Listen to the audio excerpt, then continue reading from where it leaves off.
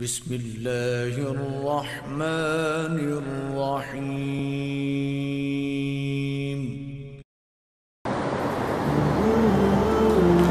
الله رب العزت فرمائے وما يستوي الأعمى والبصير ولا الظلمات ولا النور.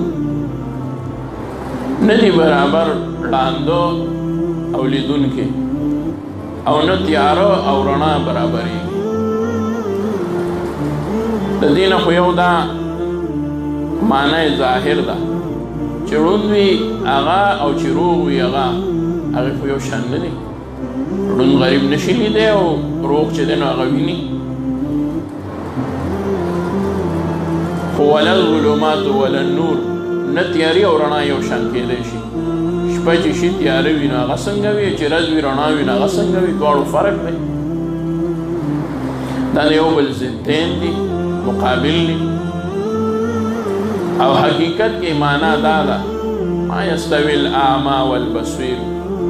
هغه ړوند د حقیقت د دین نه چې د هغه سترګې وي خو الله رب العزت حقیقت د توحید هغه نه ویني نو دی خو ړوند دی. که ظاهر کې دی روغ دی نو دی ړوند دی.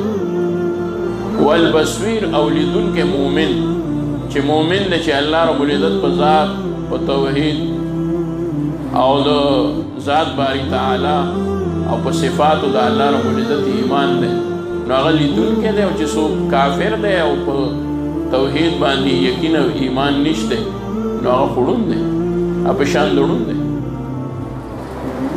ولا الظلمات ولا النور او نه تیاري او رڼا برابرېږي. نو هلته الله رب العزت اعما او بصیر ذکر کړل، دلته کې ظلمات او نور ذکر کړل. وګورئ طلبا به پوهېږي اول کې چې څه راغلي دي نو هغه په آخر کې هم راغلي دي. څنګه ما یستوي الاعما والبصیر ولا الظلمات ولا النور. دې ته لف نشر غیر مرتب وي او دا ډېر موزون کلام چې لف نشر غیر مرتب وي. طلبا به پوهېږي هلته کې اعما اولو نو دلته په تفصیل کې ورسره د ظلماتو هغه مطابقت راغی. څنګه چې اعما دی دغه شان ظلمت دی، څنګه چې ړوند دی دغه شان تیاره ده. نو چې یو ړوند وي یو تیاره وي نو دواړه یو شان دي. او څنګه چې بصیر دی لیدونکی دی دغه شان نور دی. نو کافر ړوند دی اگر چې هغه ویني، مؤمن چې دی نو هغه بصیر دی اگر که چېرته څوک مؤمن په سترګو معذور وي، ځکه د زړه سترګې بینا دي.